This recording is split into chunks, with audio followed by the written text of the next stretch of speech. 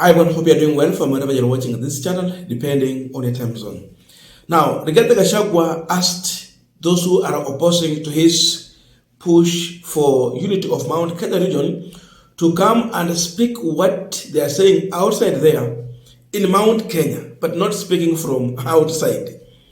And after that, we saw people like Kimani Ichung'wah coming to speak on the ground. Then, yesterday, there was an event organized in Kiambaa constituency, that is Kiambu County, by the area MP, John Njuguna Kawanjiku. And this event was supposed to be attended by the majority leader, Kimani Ichung'wah.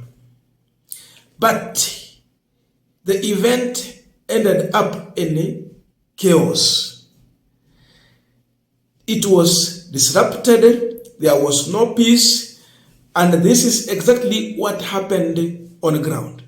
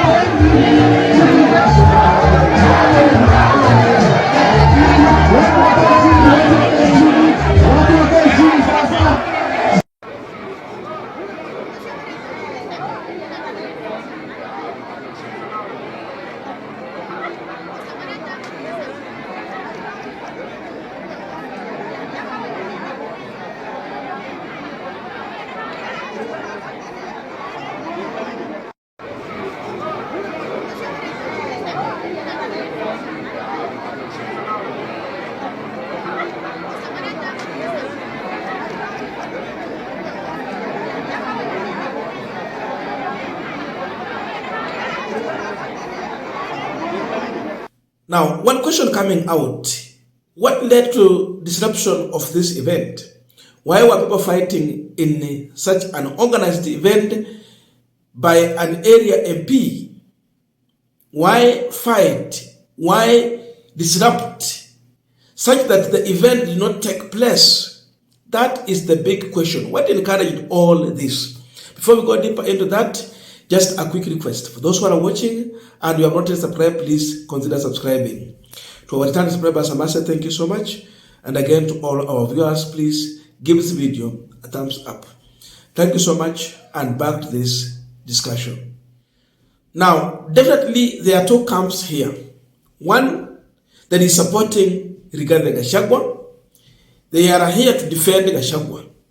Number two, we have the camp that is with those members of parliament who have decided to align themselves with William Samoei Ruto, who seems to be fighting Gachagwa chini ya maji.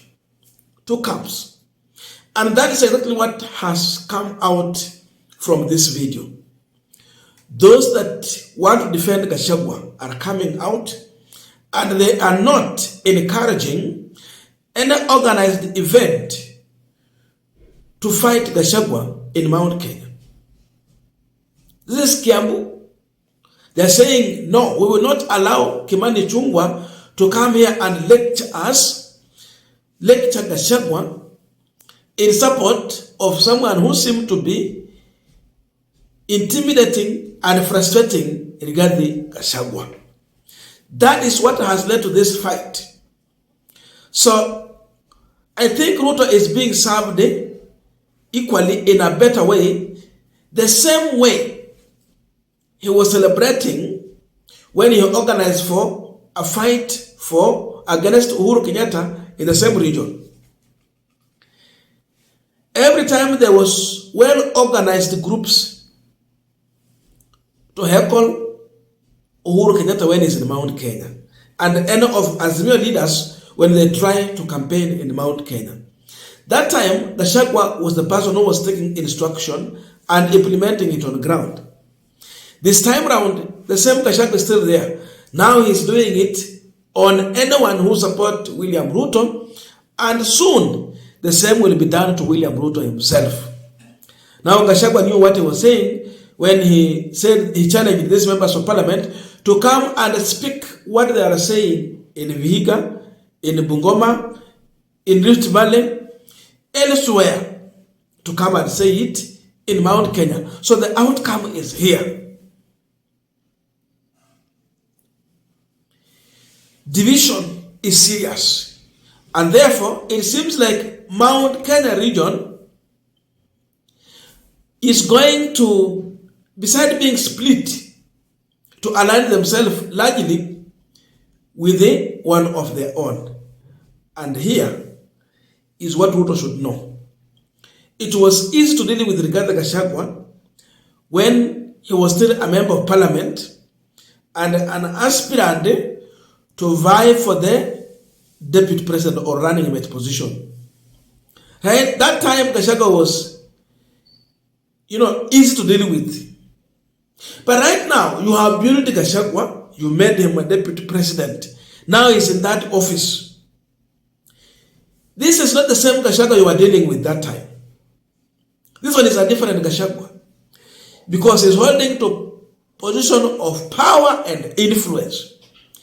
He was elevated. He is not an equal to Kithure Kindiki or anyone as of now. He is the senior most in Mount Kenya.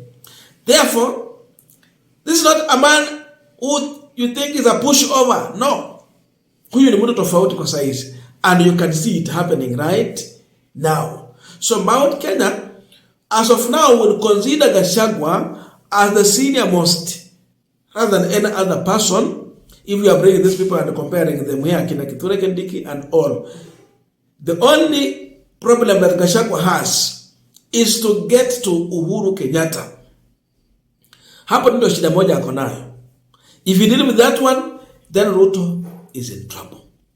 So you can see, Mount Kenya region is going to be kept in a state of campaign, maybe for the entire term of Ruto and Rigathi Gachagua. So now they are fighting. Mount Kenya walikuwa very disciplined when it comes to mambo ya campaign politics. There was time for everything. Time to campaign and time to work. This time round, mambo yameharibika. They are going to be kept in a campaign state mode. And when you are in that state mode, you might not understand when development is happening or not, because you are busy fighting each other. So when you deny development, it becomes a problem to deal with that. But this is going to be the mood of Mount Kenya region. It is happening just very soon after election, 2 years in office. So the remaining 3 years of Ruto and Gachagua in office is going to be years of fight and then political mood in Mount Kenya. Sasa hiyo imekuwa battleground. Saizi sio Western, sio Coast, sio Nyanza, sio Nairobi. It is Mount Kenya. So Ruto was looking for divide and rule. But now it is here working. Fight, intimidation, disruption. So again to Kimani Ichung'wah, the message is being sent. If you are a man enough, organize for event, let it be successful, address people. But it seems like people are very well organized. Right now, there's nothing you can say that here haikupangwa. Most of these things are happening intentionally. They were very well organized to happen in that way, to send a message to these people. So hakuna mambo ya kusema ya kwamba hii ilikuwa, by the way, this was very well organized. Those who are allied to Gachagwa, they communicated to him timely. Pia anapanga. Wale wa Kimani Ichung'wah na wengine, they also communicate, wanapangwa. So ile tunangojea ni kuona Kimani Ichung'wah, Ndindi Nyoro na Rigathi Gachagwa wakikutana mundu kwa mundu, and claiming their support. If they can convince people that Ruto is the right person, it will be, and we see. If they will be convinced that Gachagwa is the real man of our own, we need to support, then it will be. But the worst problem for them is that these administration policies are unpopular, they are unfriendly, they are so poisonous to our economy and to our pocket. Because of that, it is very easy to protest against this administration. So anyone who comes out to oppose the government, he is the darling of the people. He can pull the numbers and they can have people on their side. Therefore, for Gachagwa, it is only to come out clear, boldly, and strong to oppose this administration. In that way, you deal with William Ruto. I don't know your views, but let us meet in the comment section to continue with this discussion. Thank you so much, and see you in our next video.